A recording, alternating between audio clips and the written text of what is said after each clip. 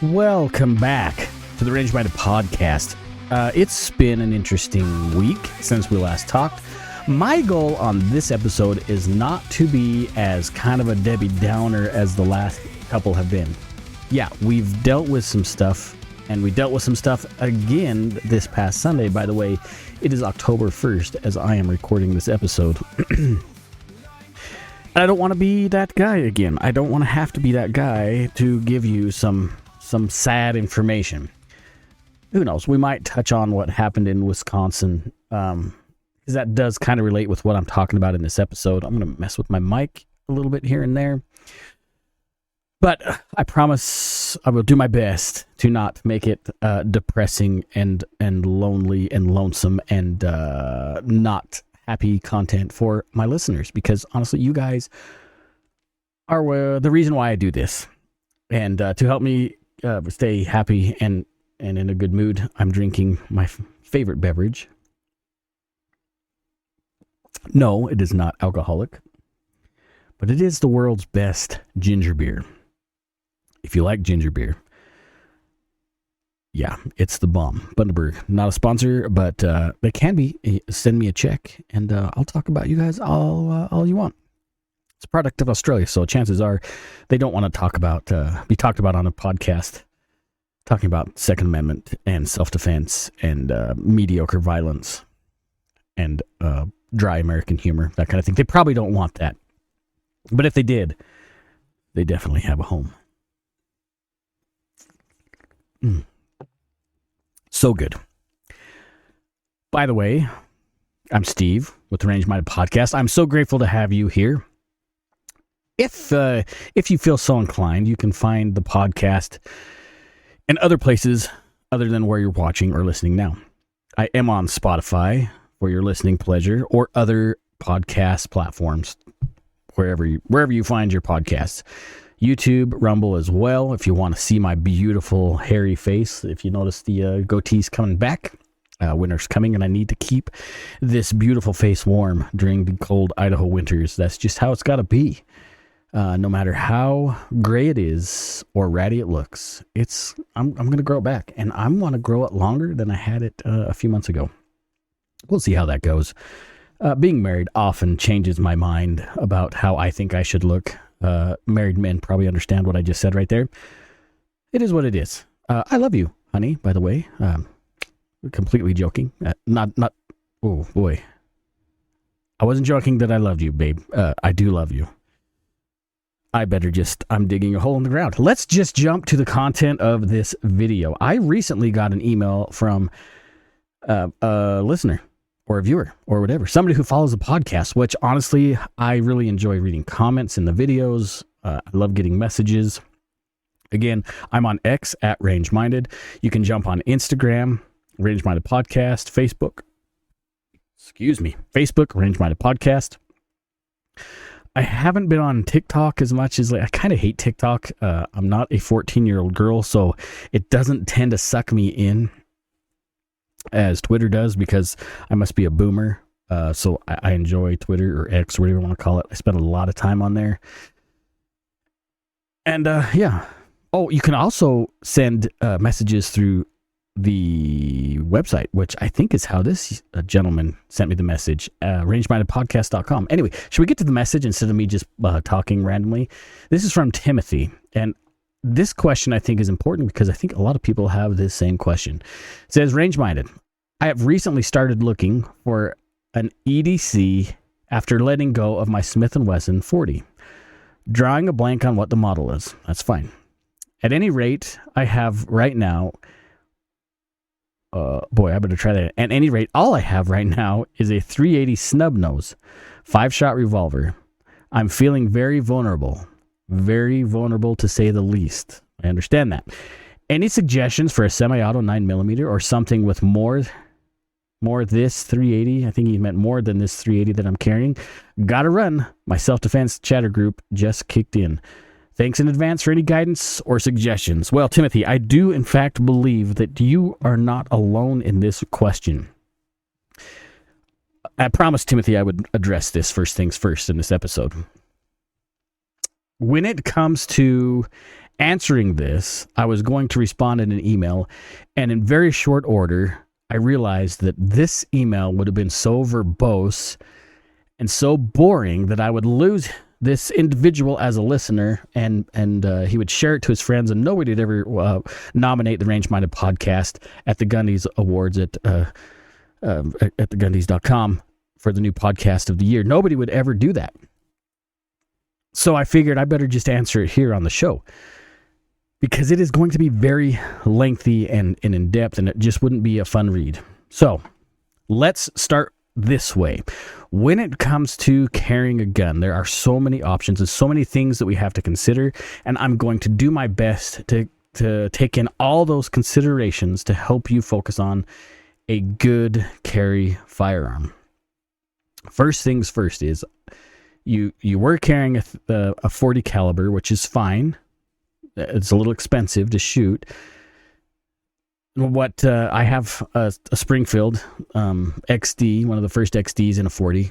It's a little bit bulky, a little bit heavy, because it needs to be, because obviously the pressures of that round, it needs to be a little bit more robust. Now it's going to feel about the same size as a 9mm, but you may see a little bit of weight reduction, which is great when it comes to carrying. Another thing we have to consider when we're carrying, and I know I'll get to your caliber and guns suggestion in a minute, but we have to consider these things first. Summertime carry and wintertime carry offer their two different challenges and two different benefits. So summertime carry, as you imagine, you're not going to be wearing as thick or layered of clothing. So that means we have to, if we want to try and stay concealed, we have to either be very mindful of our holster choice, whether it be a belly band, which I'm not a huge fan of, or other kind of holsters that really hold that firearm tight to your body. You're also going to be wearing lighter shorts, think like swim trunks or surf trunks, jogging shorts, that kind of thing. So because you're wearing thinner clothing, it's going to be harder to not print when you carry that gun.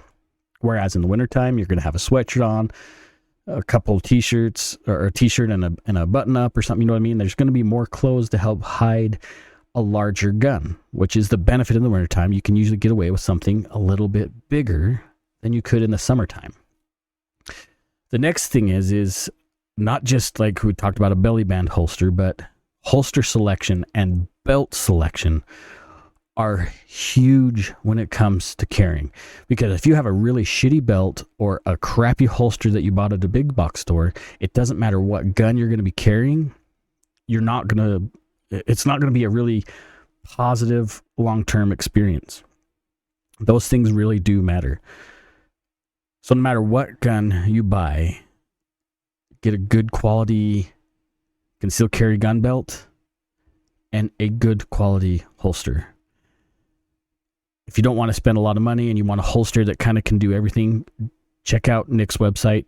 Hoftac Holsters, or Hoftac Industries is what the website is, hoftac.industries.com. His holster, it can hold, I think, up to 300 and something frames now. It's very, very versatile. It's a great holster. Tell him I sent you. We're very good friends. I hope we're still friends, Nick. Hopefully we are. But anyway, so let's talk about the gun itself. Okay. Some people don't like certain brands, so I'm just going to kind of go through pros and cons of all the brands and some frame sizes that are good to consider. Right now, SIG is getting a really bad rap. There's some bad publicity out there. Did their guns malfunction? That we're talking the 320s.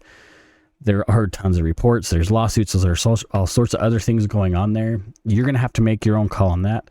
Right now, personally, I would probably avoid any kind of, at least the 320 as a carry product for the time being.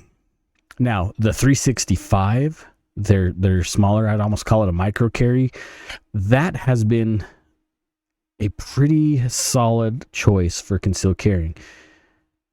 The standard capacity magazine is 10 rounds. They're, depending on what frame you're packing, it can have up to a 17-round magazine, which is what a Glock 17 carries, but not in a full-size footprint, which is nice because you're retaining good capacity of ammunition. It's okay to have ammo left over in a gunfight, while having a gun that is lighter to carry, slender, and going to be more enjoyable, whether you're a little bit on the heavier side or skinny. It's a great choice. Now, in that same frame size, you can jump to the Smith & Wesson Shield. There's a lot of new Shield variants out there. Another great choice. The OG Shield was, for that time anyways, we're talking 2016-ish and all the way probably to 2014, to about 2016, somewhere around there. That was like the most selling handgun on the market for quite a while. Now, it only had a 6-round capacity, and then you could buy some magazine extensions. But now they have another option, which I do believe is like a stack and a half or a double stack magazine. So you're getting better capacity, a better trigger than the original Shield. And Smith & Wesson does have a good track record. There's some things I don't like about Smith & Wesson, but that's on the business side, the management side. It has nothing to do with their products. I think they make a fine product.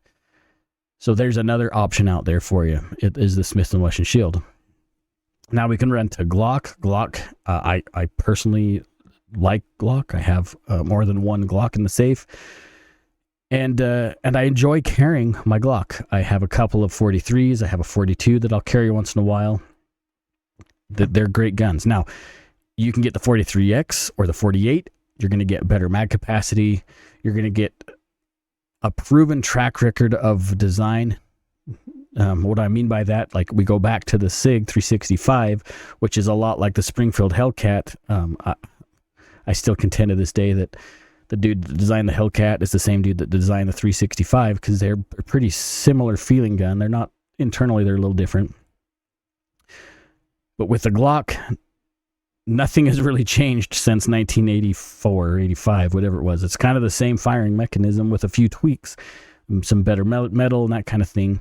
So at least with Glock, you know what you're getting. It may not be the most comfortable to shoot. It may not be the most ergonomic for some folks, but it's definitely an option. Again, the 48 or the 43X, great choices as far as something small and easy to carry. Now, if you were really concerned about barrel length and capacity and less concerned about weight, you could jump up to something like the Glock 19 or the M&P from Smith & Wesson. I kind of get a little leery. Now, I'm going to piss off SIG guys, but I just with what's been going on with the 320 line, I would just be careful with that. But still, there's a lot of agencies using the 320. Obviously, the military uses that same model. So there's that there. As far as the Springfield, we didn't mention the Springfield. I guess I hinted that the Hellcat is a good carry option. That is a great gun. But they also make things in the XD series, which are good products. There's a lot of people that hate Springfield just because of who Springfield has been in the past. I think they make a great gun. Honestly, the XDs, I believe they're made in Croatia. They're not made in the United States. I could be wrong. Originally, the XDs were made in Croatia and imported for Springfield. I do have one of the OG. I think I mentioned that. Maybe I mentioned it in the earlier video that didn't work out when I started recording. I have one of the OG Springfields, the XDM. That gun has been great. Actually, I do have another XD with the Grip Zone. It's been a great gun. It's functioned well. It's up to you. Now, next thing we have to consider, we talked about size. Like I said, you can jump up to a compact, so like the 19 frame size. But it just gets harder to carry the larger you go. Now, if you're planning on off-body carry, which I don't normally recommend, that changes everything. If you're going to carry in a fanny pack or a backpack, which I really don't like necessarily, just kind of depends on the situation, you can go to a full-frame gun if you want. But I think what you're considering is just concealed carry on your person. Now, what about revolvers? There are a lot of really great revolvers out there, but they're going to require some more training. Not that they're inherently harder to function, because they're not. They're pretty simple. But when it comes to quick reloads and maybe some recoil management, or at least management when it comes to pressing that trigger, because it's going to feel different than a semi-auto. You're going to have to spend a little bit more time dry firing and getting used to loading that cylinder when you only have 5 or 6 rounds, where a magazine usually is obviously much quicker. Regardless of what firearm you choose, you need to dry fire a lot. You need to work on getting it out of the holster as quickly as possible to really get a feel for where the sights, naturally point. You dial in your natural point of aim, your trigger press, all that stuff. Dry fire at first. It's really hard and subjective for me to answer the question to say this is the gun that you need to buy because it's the best gun, because I really can't. I don't know how you manage recoil. I don't know how big or small you are. I don't know your firearms experience. So it's a really subjective question. What I would suggest from this point: find a range where you can rent all these firearms. So start with your frame size. It sounds like you want to stay with 9mm, which is completely fine. There's going to be some older FUD types out there that's going to tell you 9mm is bulimic. You need to go to God's Caliber 45 auto. That's a lie. That does not. Maybe 30, 40 years ago, that would have been a relevant argument. But projectiles have advanced in their design a lot over the years, and I trust my life with a 9mm. Do I have larger calibers? Yeah. Like I said, I got a couple of 40s. Sure, they're great. They're just more money to shoot. Do they do the job? 110%. They do the job just fine. But 9 is cheaper to shoot. It's more comfortable to shoot. If I'm more comfortable shooting that caliber, it means I'm going to spend more time with the range and have some more effective range training sessions. Again, where was I going with that? Go to a range where you can rent firearms. Decide on if you want like subcompact or micro compact. Try out the big, the big 4. Try out the 365, the SIG 365, the Glock 43X or the 48, the Springfield Hellcat, and the Smith & Wesson Shield. Try those out. See which one you like better. Some of them have other features than other. Maybe you want an external safety, so that will get rid of Glocks and some of the SIGs.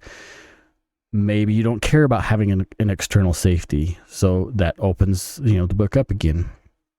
Also, don't, like, when you try out these range guns and you get a feel for them, remember, these are guns that are broken in, so they're going to function differently than a new gun.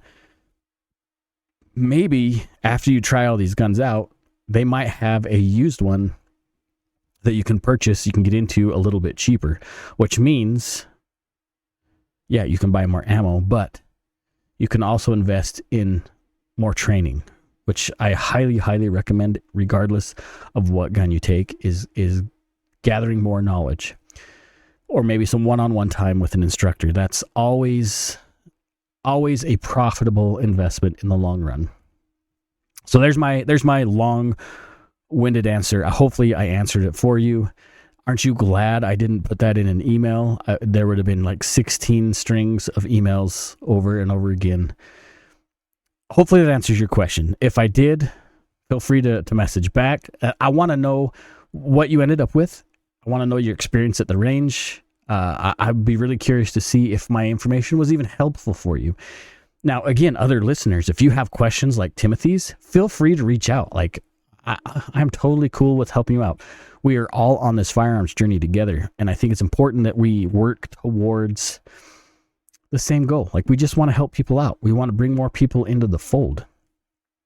This Second Amendment thing, it's up to us to preserve it for the next generation, because the government, they don't care. They're happy to dispose of that right. And once the Second Amendment's gone, well, it's all the others are on the table. Like, they're on the menu to be chopped off. So we need more people in the fold.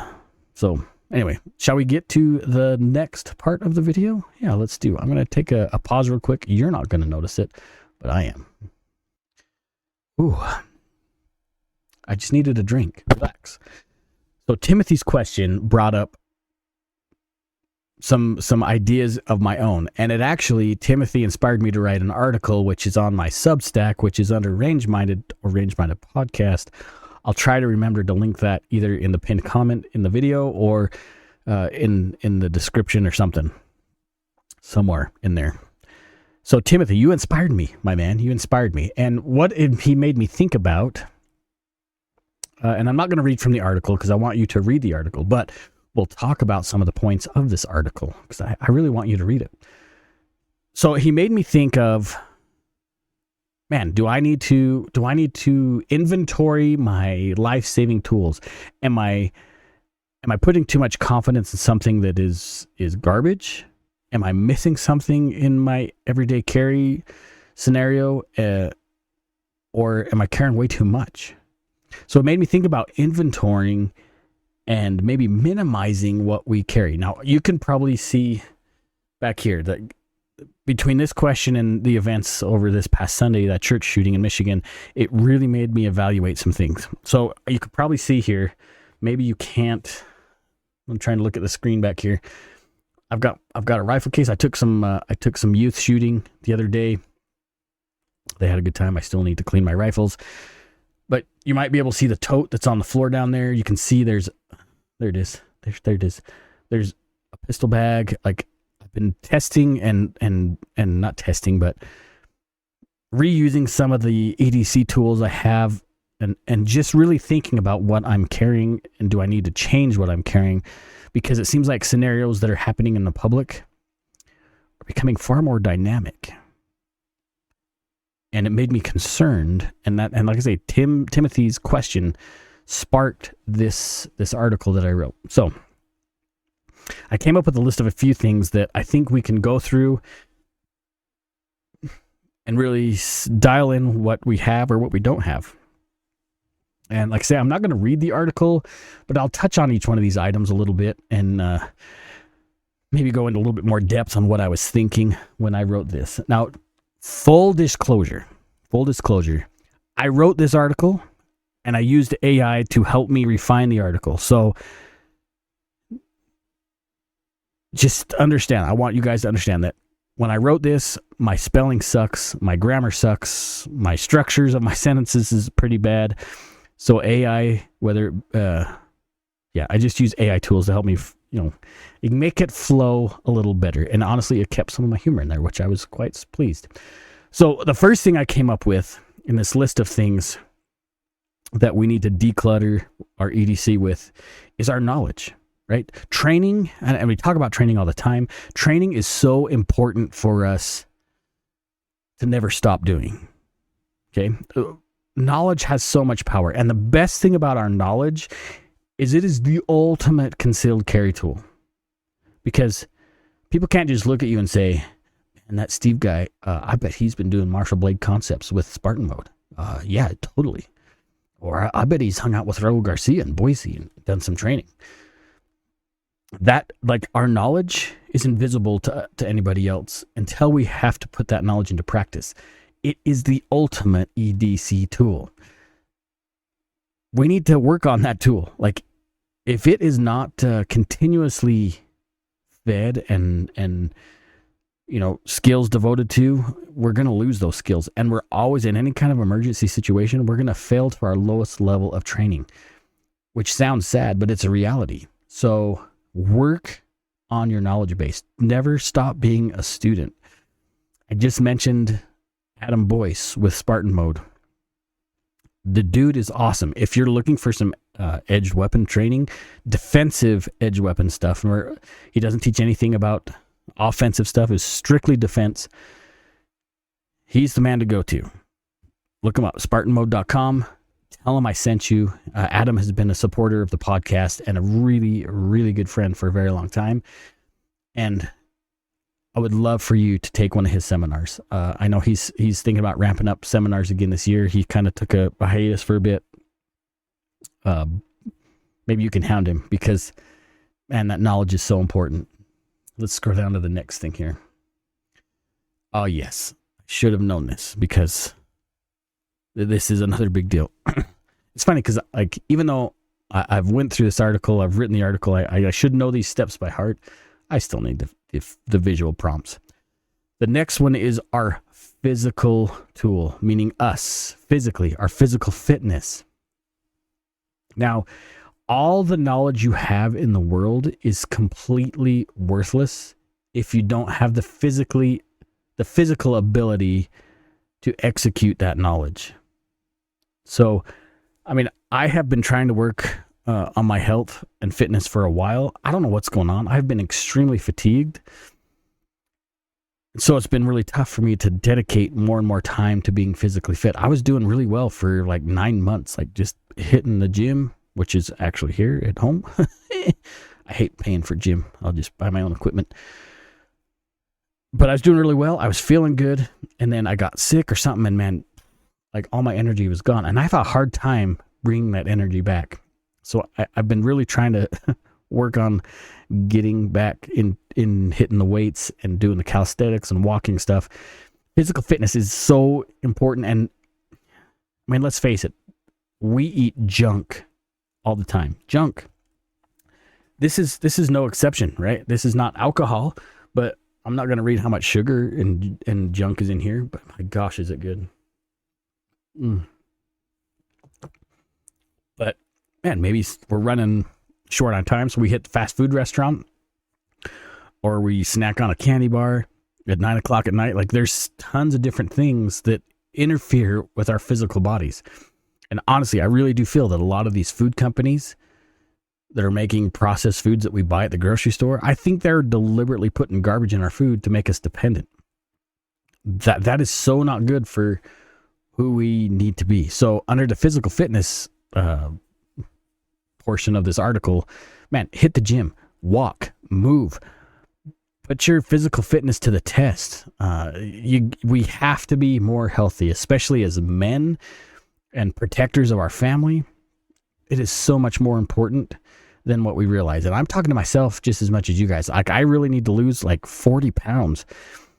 And for some reason, even when I was working out every day, man, I'd hit about the 9 pound mark, and then would just kind of hover around 9 pounds lost. And I'm not weak. Like, I'm not terribly overweight. I think I have a lot of muscle mass, but I just could not drop that weight. And there's ways we can do it. Honestly, I should be plugging First Form more often. They have honestly been helping me a lot on my journey. Yeah, I'm paying for them. Like, I pay for the trainer version of the app, and she's been very patient with me and super helpful. So I guess I'm going to throw in this. Well, I'll put I have a code that you can use, a promo code. I just need to make sure it's the right one and it's still up to date. But I'll put that promo code in the description or in that pinned comment. First Form, like when I first met them at GunCon, not this past one, the one previous, 24, they have been super supportive and helpful, and they're awesome. I highly, highly recommend them for your fitness journey. But we need to work on getting our bodies back in shape. I think things are going to get crazier and crazier, and if we can't sprint or do 10 push-ups, well, there's probably a problem there. So let's jump down to the next one. Okay. The next one I put down here is like selecting the right tools. I mean, look at this. Well, you can't really see this bin. Like, it's full of stuff. Knives, holsters, belts, like stuff. And the longer you stay on this path of concealed carry and Second Amendment, the more stuff you're going to acquire because you think, oh, that's cool. I'll try it. This is neat. Let's try that. That's a cool gadget. I'm going to buy 3 of those. That's just, at least that's my problem. I buy stuff. I like stuff, especially cool guy tactical stuff. I love it. And sometimes I make tactical stuff. I must have put it in my bin over there. Because I just get so excited about it. But we need to not be buying just stuff. Like, we need to really focus in on mission purpose stuff. Things that are necessary for our environment or the potential hazards that we're thinking about could happen in the area. And we're going to talk about that a little bit later. But buying not just the best tool, but the best tool for the job is where this is important. Instead of having like 5 knives, maybe maybe buy some kind of a multi-tool that's got a good sharp knife, a screwdriver, and some kind of a pry tool or a file or something that you can use. Right? We need to really think about what we're carrying. And if we're carrying, when I say redundancy, I mean like ridiculous redundancy items that we could really pare down and find something that can do multiple jobs that will totally save what we're carrying, because I think that's important. All right, let's jump down to this next thing. Again, I don't want to read this article. I want you to read my article and tell me how I did. Okay, the next one is carry method. This is huge. Okay, this is another big thing. Like when I was talking about Timothy's question that he had, holster selection, huge. Are we going to run a fanny pack? Are we going to run a backpack? Are we going to have like cache something in our vehicles in case other things happen? Like the method of carry is important, because if it's bulky, we're going to slow down. If it's uncomfortable, we're not going to want to use it. If it's just if it's just trash, it's going to wear out, and we're gonna lose effectiveness. If it's got a broken zipper, we got to replace it. Right?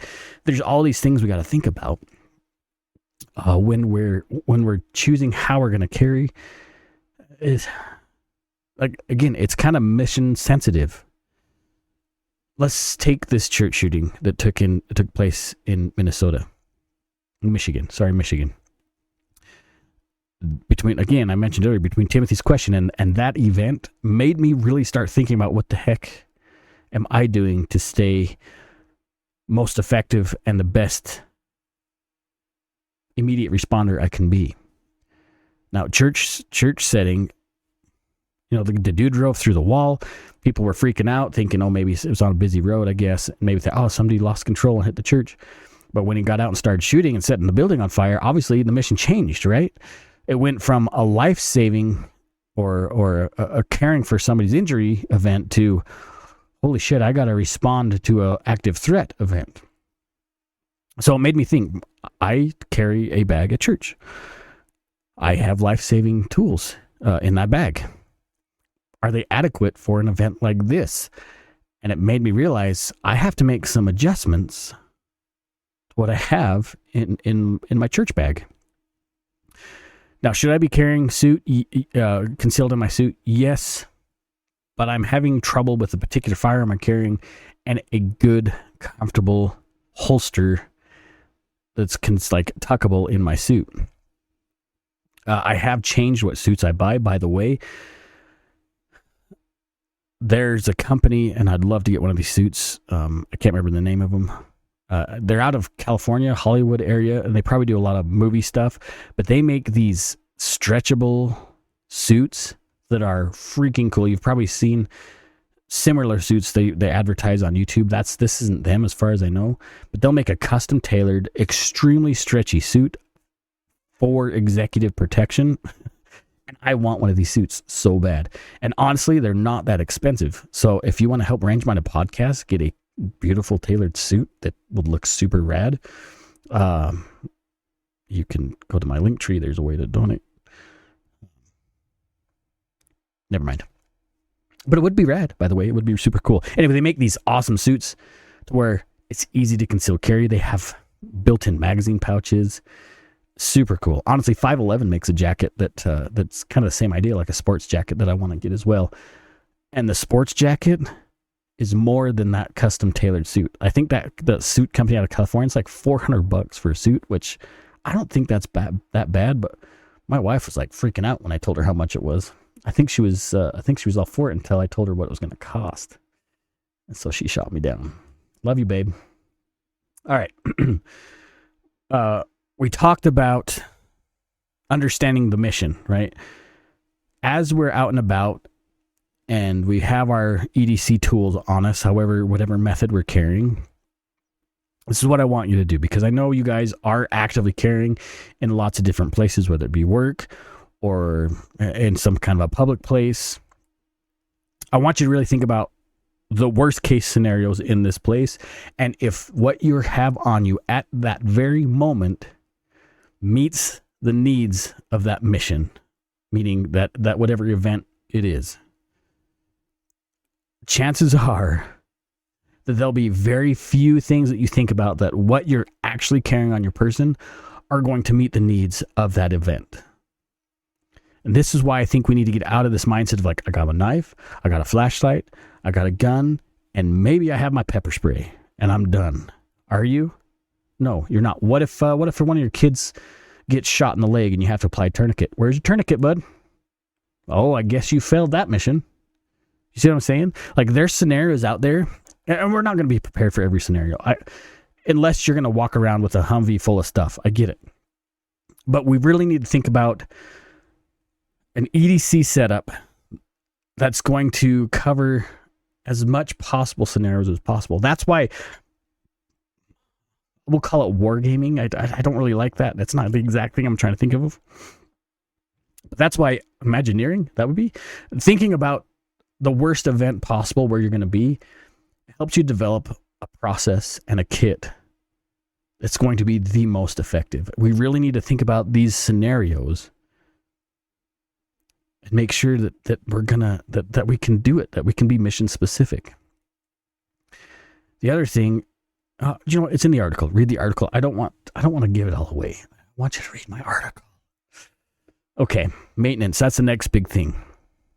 When we train, and we need to train with all of our EDC tools. Obviously, if it's a tourniquet, get a trainer. Don't use the tourniquet you carry to train with. It's not a good idea.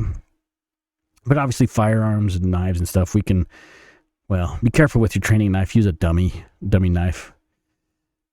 We need to maintain whatever tools that we're choosing to carry, whether it be a firearm, keep it well maintained. Especially if it's your EDC, keep it well maintained. We don't want any malfunctions. Now, that includes your ammunition, by the way. You can carry ammo. Well, let's put it this way. Some powders deteriorate into casings a different way. Now, I'm not saying they're getting moisture in them and the powder is deteriorating in itself, but sometimes as it bounces around, it kind of gets ground up into a finer powder. That's going to change the burn rate. It's going to change the efficacy. I think that's the right word. Or maybe the ammunition, it has gotten wet, and that's really going to be a problem when you need to use it. I would suggest this when it comes to your EDC ammo, and I don't necessarily always live up to this advice. I probably should, because I do have extra EDC ammo. Maybe annually, do it on your birthday. Go to the range on your birthday. Shoot whatever magazines you have of that ammo. Buy new ammo, put it in there. That's a birthday present to yourself. It's like a twofer because you get to go to the range and you're buying new ammo. Happy birthday. That way you know that your ammo is up to date, it's fresh, less likely to have some sort of a malfunction. Can a malfunction happen? Absolutely. But I think maybe that idea would at least mitigate some of those malfunctions. Again, just keep things clean, keep things up to date. If a bag's ripped or zipper's broken, replace that stuff. Batteries, right? Obviously, that's a big deal. Maybe your flashlight needs new batteries. Just go through that stuff. Make sure it works. Maintenance is super important. It's just like your car. You need to properly maintain it. Okay, the last thing is mindset, right? We talked about the very first thing was education, right? That is so important. Education is key to making sure everything else works, right? We have to have that information to use. But all of our education in the world is completely worthless if we don't have the mindset to use it in a scary situation. Does that make sense? Our ability to work under pressure, especially as somebody that's concealed carrying or in any kind of emergency profession, right? Mindset is a huge thing. Knowing how to not be a victim is a better way to put it. Paying attention to your surroundings, having the mindset of being a survivor and not being a victim. I mean, that in itself can be an amazing EDC tool. But developing a mindset of humility, of always being a student and diligent with the training that you have, that will make you the protector that you need to be. It's so important. It's so dang important. Anyway, again, this article is on my Substack. if you want to go check it out, that'd be super cool. I'll send the link in that pinned comment. Give me a minute. I need another drink. All right, listen up. I probably should have done this at the beginning of the show and not towards the end. But, my brain doesn't always work the most efficiently. I have a goal to hit 1,000 subs by the end of this year. That's only 2 months. But it still can be done. It totally still can be done. And I can do it with your help. If this is your first time hanging out, just subscribe, and share it with your homies. And other thing, by leaving a comment, and I know the YouTube algorithm's weird, but I think it still works this way on Rumble and on Spotify. By leaving a comment, it kind of helps percolate my content up towards the top, which also suggests it to more people. But nothing is as effective as sharing this with your friends. So if you liked what we're talking about, or if you have a question, feel free to subscribe. It's super helpful for me. It costs you nothing. And it'll help me hit my goal. That'd be super rad. Yeah. Go subscribe. Please. Also, I may have mentioned this before. I don't know why I'm acting so coy about this. Because it only helps get my voice out, our voice out a little bit better. So the Gundies, the awards for 2A creators, content creators, the nominations are open. Now, I shared this on X a couple weeks ago. The nomination's only open for a little bit longer. This is what I want you to do. If you feel so inclined, I would appreciate this. Jump to thegundies.com, and whatever category you think that the podcast fits in, whether it be breakout content creator or podcast of the year, whatever it is, throw my name in there. Not my name, not Steve, but the podcast. I've been really wanting to get more eyes and ears to the program, and maybe by nominating me, which I don't know, maybe your vote is worthless at that point, but I would appreciate it. Because then it kind of gets the podcast out in front of a few more eyes that could really help the show jump to the next level. And it's something I've been wanting to do for a long time. Mind you, I've been doing this podcast. We started with 3 of us, Ricky, Mark, and I. But now I'm the only one doing it. That was way back in 2016. That's a long time. And it's time for the podcast to really jump to the next level. And I would appreciate your help. That's why I'm saying, hitting that 1,000 sub mark would be so helpful, because then I know that what we're doing is worth it. Anyway, thegundies.com. Jump in there. That'd be really cool. Yeah, that'd be pretty cool. Dang. All right, one last thing, and then I'll let you go. I know we're kind of running. I'm trying to keep the shows a little shorter than normal, but who knows? When I start monologuing, it can go on for hours. I want you guys to know how important it is that we stay as a community. I promised you I wasn't going to go dark and boring and blah, in the beginning of this episode, so I'm going to do my best to avoid that. So, the Charlie Kirk thing, his assassination in Utah, and then the Mormon church shooting in Michigan. It's a huge eye-opener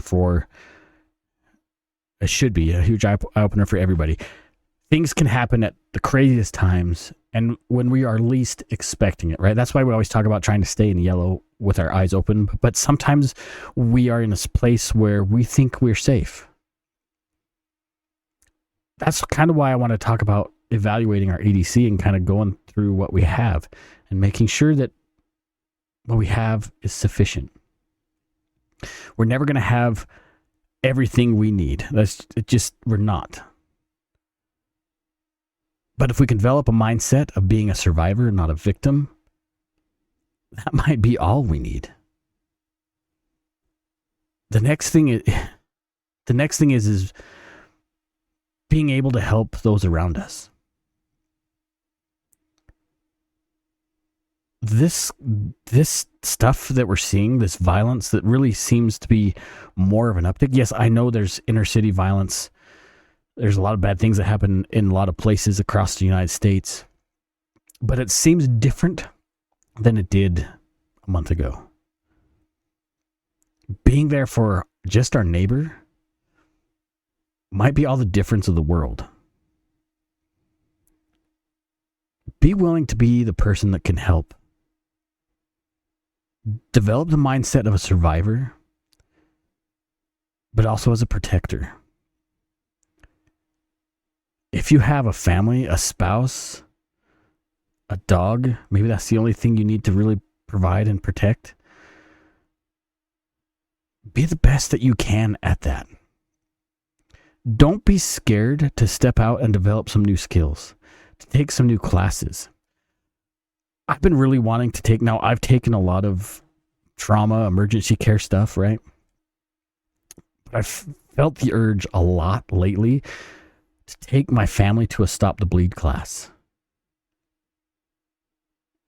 I've also had a burning desire, and I need to act on this, to reach out to North American Rescue. They are definitely not a sponsor of the show.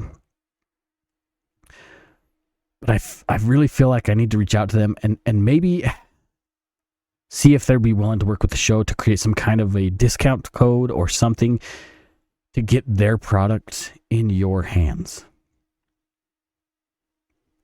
Good medical equipment is not cheap. It's not. But you're getting what you pay for. Do not spend money on Temu or even Amazon buying tourniquets, that kind of stuff. Don't do it. Band-Aids, sure, whatever. But when it comes to trauma stuff, do not buy it off those websites. Go to somewhere that has a great reputation. I recommend 2 places, and these 2 places are expensive. North American is going to be the cheaper one of the 2. North American Rescue. My IFAC, that's predominantly what all that stuff is North American Rescue. The other is Dark Angel Medical out of Colorado. I think they used to be in Utah, but when I looked them up yesterday, day before yesterday, they're in Colorado now. And maybe that's where they've always been. They're kind of more of the cool guy tactical stuff. I guess you could even jump to like LarryVickers.com. No, what was his... whatever Larry Vickers' website is, I can't remember. A blue line? I don't remember what it is.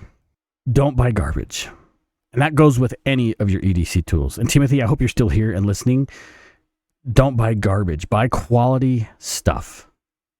Spend the money and then spend more money on training. I cannot stress that enough. Like I say, I feel like things are going to get a little bit more crazy before they get better. And we're seeing, I really think we're seeing a lot more political violence. And sooner or later, that's going to be in our states or in our cities, and God forbid, in our neighborhoods. We need to have the right tools and the understanding on how to deploy them. Please don't take this for granted. If you guys have any questions, if you want any help, I'm still, Adam and I, Spartan Mode, we were going to do a class this year. It's just not going to work out, I don't think. We've had a lot of issues with ranges giving us the time of day and just our schedules coordinating. We're going to work on some other things in some other ways. At least I'm going to try to. I know Adam's been doing it on his side too, like trying to create other ways to get education out to people that have a harder time getting places. Don't forget who you are. Don't forget how powerful your voice is. Don't forget that you are important to somebody. Somebody, if they're not depending on you now, at some point they will. Be the best future you can be. And the only way that can be done is by starting right now and developing some skills. Honing the skills that you have and going through the tools that you already do have, getting rid of the clutter and focusing on good stuff. I hope that makes sense. Listen, you guys are the reason I do this. You guys are absolutely amazing. And I mean this sincerely. Like, I'm doing this for you guys. I do this because I believe my voice matters. And I know somebody out there listens. And I'm doing this for you. You got this. Stay safe. Stay vigilant, stay armed, and stay range-minded. Till next time, guys. Stay safe. Shooter's dream, take someone shooting past the law. Open doors we can't ignore. Oh, would you look at that? Yeah, well, Would you look at that? yeah, there's a few more blemishes on the car. Oh my gosh, just look at it. The car's